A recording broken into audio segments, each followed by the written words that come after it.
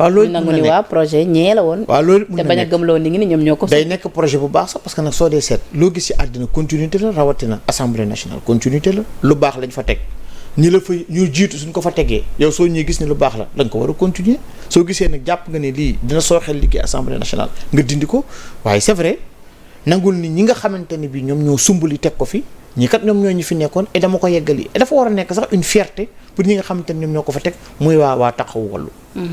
d'accord alors Grand Mbaye fi ñu daandalee nag si coowal actualité politique pour dugg ci wàllub tàggat yaram parce que yow moom ñëpp xam na ne ci wàllub tàggat yaram bu baax a baax mu ñeel li nga xamante ni moo di coowal Badara Gadiaga. Badara Gadiaga temps yi bëri na coow na ay Badara Gadiaga. waaw maa ngi koy seetaan de Badou kañ bëri na doom yu bàcc Gadiaga gii. Badara temps yi bëri na coow de. waaw Badara saa yu génnee coow yi bëri. dëgg la. moom Badara moom lan la moom. Badara il fait des sorties. ba ñu dégg ci ay convocation. waaw dégg naa ko convocation Madiambal convocation wu. Ado Gningue et autres. Ouais, si il y a même une animatrice je pense que c'est ça. Une présentatrice. Oui. bon mais man tey su ma nekkoon frère Badara Gadiaga bu nekkoon tey frère am lay wax dama génn sax ci cadre ay. ndax lii wala lee waaw mais su ma nekkoon tey frère Badara Gadiaga lu ma koy wax mooy au-delà de tout nag Penda je ne parle même pas de la personne de Ousmane Sonko mais lu muy incarner qu'est-ce qu'il incarne mooy c'est le premier ministre du Sénégal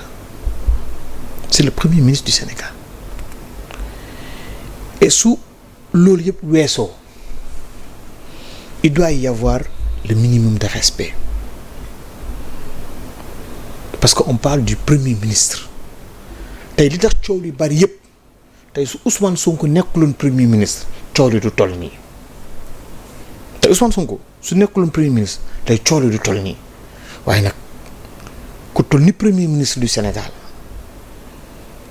mais sooy toog di wax ay dafa def tiw ak ay dafa def nangam ak dafa def nangam wax ji dafa wodduwul wax ji dafa jekkul dëgg nag moo neex yàlla je n'ai aucun xaw ma sax Badara Gadiaga à part ci télé bi wax dëgg fa yàlla xaw ma ko sax mais nag wax ji nag soo ko dee seet dafa wodduwul te li nga xamante ne bi yaa ngi koy wax nit taf ko ci sa mbokk nga xool ndax loolu wala ñu koy wax sa mbokk ndax dina la neex am na yéen yoo xamante ne dafa rafetul te waroo déglu ay nit yu lay pomper naan la fa nga ne foofu la yegg ci ba nga dem ba wax lu ëpp ba dootoo ci mën a delluwaat gannaaw wala nga dem ba ñëkk da koo jarul le premier ministre institution la et dañ ko war a jox cër man fu loolu mooy ci sama position. léegi ndax ku mel ni tamit honorable député Amadou Ba war na moom it toog ci plateau télé di fàttali Badara Gadiaga ay falsification de diplôme am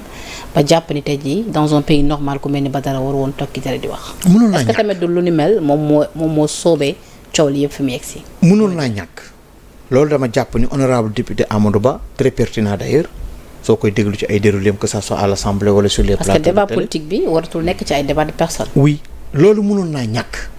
waaye te da ngay xam ni du vendredi bii rek la problème bi amoon na ci weeru koor bi. amoon na aussi avant. xam nga tey il faut ñu fàttaliku démb pour mun a ñëw ci tey. oui. et dama jàpp ni honorable député Amadou Ba aussi mënoon naa ñàkk numéro 2 parce que noonu ñoom noonu lañ koy dàkkantalee assemblée. Amadou Ba numéro 2. mënoon naa ñàkk mënoon na koo bañ a fàttali loolu ba coow li yegg si fii ba Sénégal rek def ay mise en demeure ba ñeneen di ci attaqué yu Ndour. mënoon naa ñàkk yooyu yëpp mënoon naa ñàkk il ne faudrait pas que ñu wàcce le débat très bas. Et Youssou Ndour dans cette histoire. Il n'a rien à voir dans cette histoire.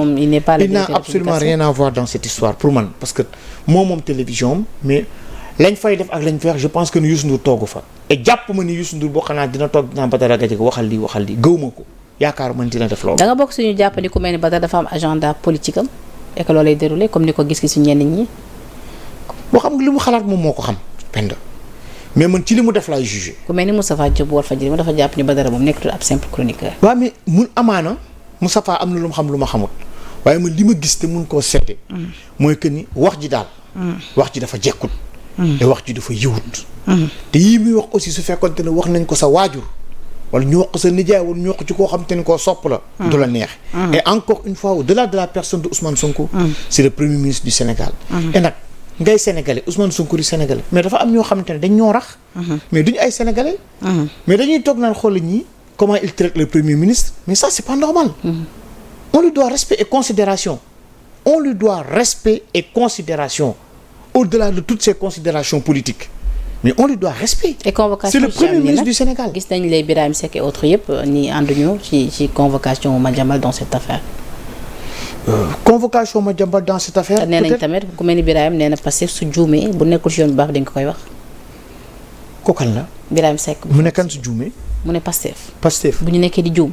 oui. seen rôle la ñu wax leen ni que yéen a ngi juum. oui mais xam nga que Pastef juum na que juumuñu que convoqué nañu Madiambal convoqué pour man mënoon naa sax ñàkk yii nii yëpp mënoon naa ñàkk mais aussi ñu respecté ñi jiite parce que xamante ne pend lii yëpp lu ko lal yëpp c'est le respect parce que tey am na yenn kàddu yoo xamante ne soo ko yëkkatee teg ko ci kaw nit noo waxuloo pour defar. mais Badara nee na da ngay wax pour yàq. mais Badara nee na il n'a fait que commenter une décision de justice. waaw mais ak la manière bi ñu koy commenter yow li Badara wax ñeme nga ko wax yow Badara di nga ko wax. est-ce que lu Badara toog di wax ni mu koy waxee ay sa leader moo yow ñeme nga ko wax. du ma ko def. alors. non seulement parce que du ma chroniqueuse. mais soo demoon ba nekk chroniqueuse tey au-delà même le fait que nga nekk nga doo chroniqueuse mais tey yow tey soo amoon sa frère di nga ko conseillé ne ko li Badara Gadiaga di def demoon nga def ko télévision di nga ko def wala di nga ko invité ci sa plateau bi nga xam ne Sénégal njaay ñëpp lay seetaan nga ne ko kat décision de justice laay commenté nii laa koy defee est-ce que di nga ko waxee noonu. su Amadou Ba nekkoon aussi tamit sama frère dama koy naan li nga wax Badara bu ko wax. oui loolu tey je suis d'accord avec toi parce que nekkuñu ci ay débat de parole. je suis d'accord avec toi et pourtant c'est pas pour défendre Amadou Ba mais il a dit ne man sax nekkuma ci yow donte xam naa affaire nu mu demee mais nag nit la di nga toll ba fenn foo xam te di nga pousse nit ki lu mu bëgg a wax sax du ko wax mais nit aussi da ngay am contrôle waaye lu wundu loolu yëpp encore une fois pend mooy nit da ngay respecter hiérarchie. D'accord. da ngay respecter kilifa. Ousmane Sonko.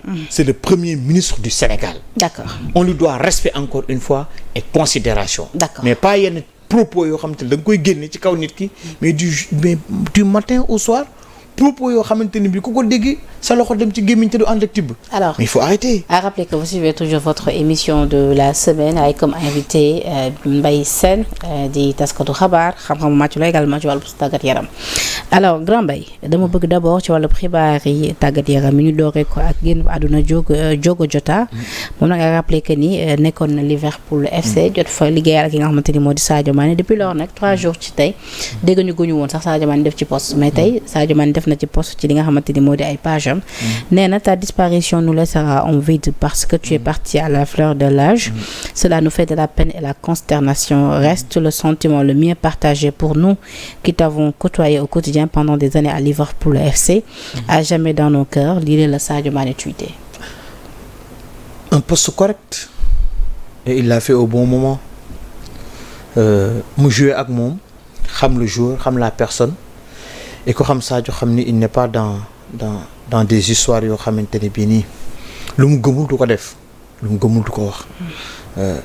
Diogo Jota un bon joueur Liverpool a perdu di wax nag accident tragique bi la am di ko massaw di massaw aussi famille am.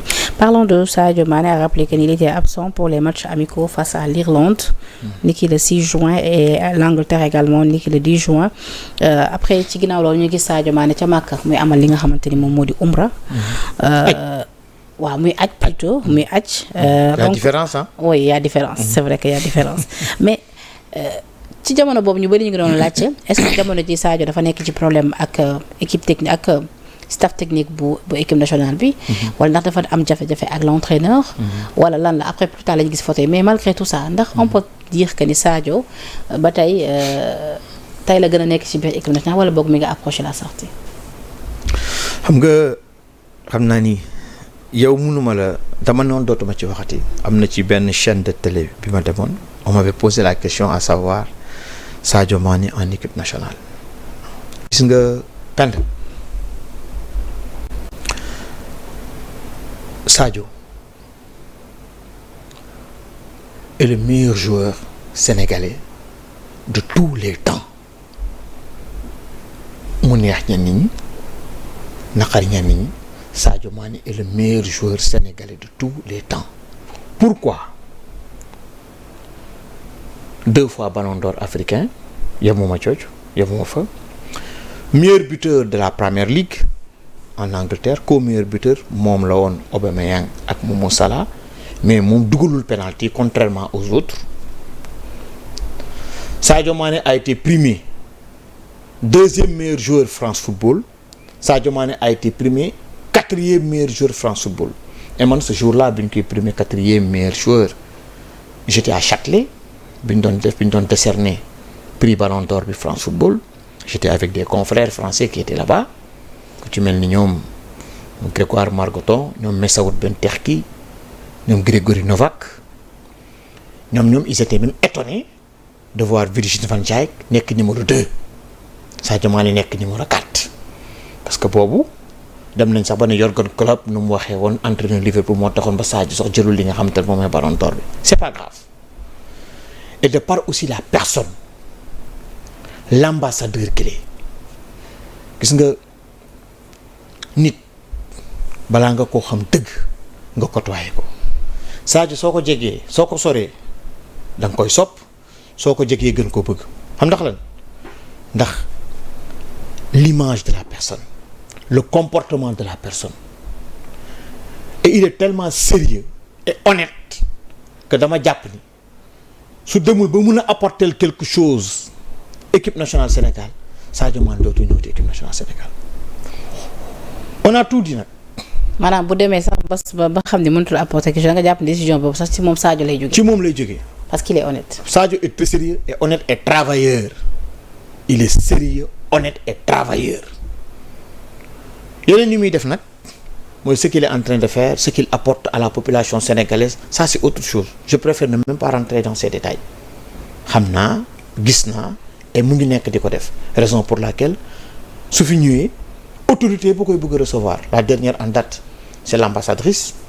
L'autre c'est Adama Barrow le président Adama Barrow de la Gambie. yaa ngi fa woon également à ses côtés. waaw si et lam ñu wax. temps yaay agent Sadio Mané wala. non duma agent bokk ci staff bi rek mais duma agent gis la de Grand Mbaye. waaw parce que y a aussi Bakary Cissé qui est son agent qui a fait un travail remarquable ba tey Sadio Mané yegg si fii mu yegg un excellent travail de Bakary Cissé moom teel lu nekk dégg na ko oui Sadio n'est pas bien entouré Sadio a tel si tu n'es pas bien entouré di nga nekk 4e joueur mondial France Football di nga nekk 2e joueur mondial dinañ la jël Al Nassr jël la ñemewuma wax salaire Sadio Mané sax ñemewuma wax salaire Sadio Mané yow si tu n'es pas bien entouré bien conseillé di nga ko def non ñemewuma ko non du ma ko wax may ma loolu non c'est pas grave du ma ko wax yow tey di nga jënd club en France Bourges di nga def ay investissement Bambali ces firmes là ku ci nekk dina la topp pour bëgg nga publicité ko et jusqu'à présent ak yeneen yoo xam ne je préfère ne pas le dire quand même il faut respecter la carrière. mais su ne Sadio Mané reste le meilleur joueur ci histoire du football Sénégal. il l'a démontré.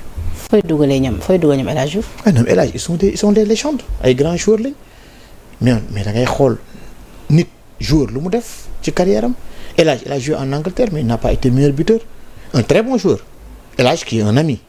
un très bon joueur mais il n'a pas été meilleur buteur. est-ce que kon mën nañ seenu Sadio Mané jëlaat li nga jël ballon d'or bi fii bi di ñaan bi di amaat sax kañ la war a amaat.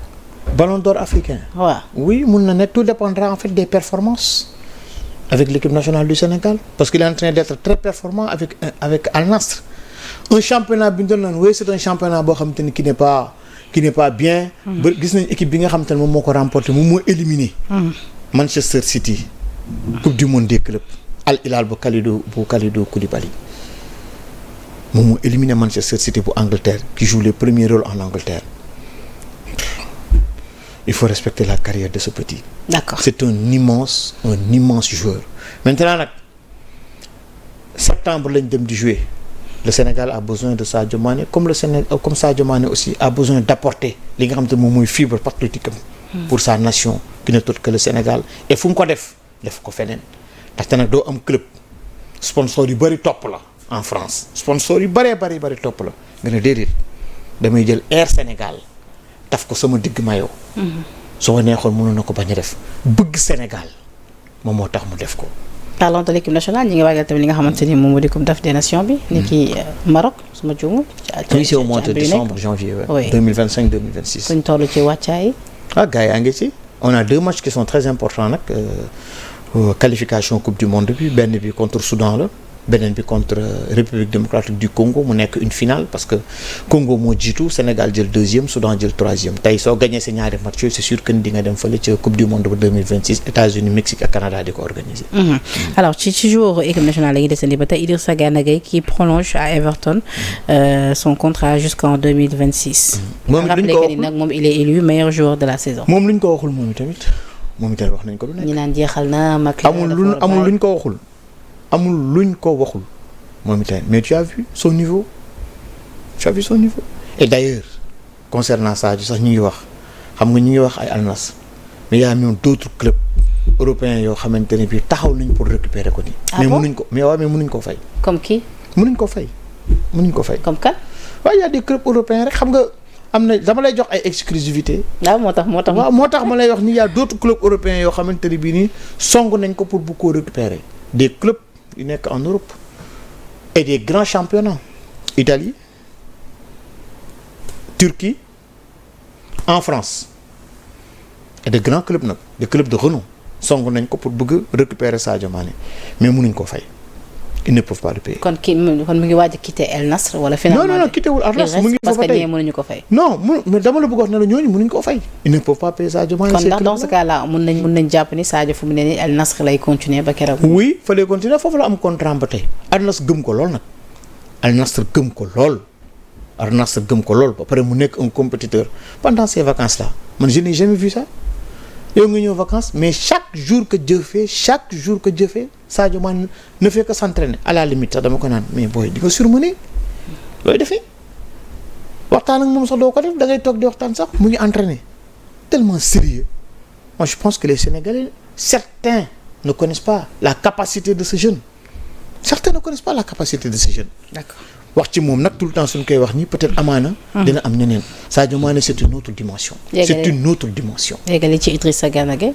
Idrissa Gana oui c'est le courage l'abnégation et aussi le sérieux. moom itam gis nañ ko aussi li nga xamante ne mu ngi nekk di ko def. Everton ren gis nañ championnat bu ne Idrissa a été très bon. c'est la continuité c'est la suite logique. moo tax sérieux rek a am solo. tant que yaa ngi sérieux rek tu es performant. léegi coow li fi am temps yëpp Grand Mbaye ci lu ñeel ci njiital fédération sénégalaise de football. Augustin Senghor. jiite ko ci giirub ñeenti at xaw ma juróomi at.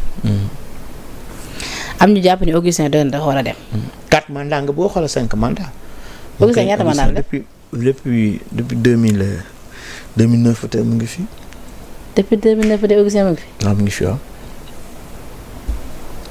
Augustin lu muy Augustin lu muy candidaté kon. waaw peut-être il faut continuer peut-être dafa bëgg a continuer. donc mu ngi koy ñeneen tamit ñu ngi ci. 7 lañu sama juumul. 7 candidats lañu. Madi mu ngi ci. Madi nag jamono ji am na ñu nga xamante ni moom lañ def favori. gis nañ tamit démb wax ne def na sortie décliné li nga xamante ni moom moo di ay ambition mais ci lu ni mel moom Augustin dafa am benn poste bu mu def grand. ma bëggoon nga expliquer.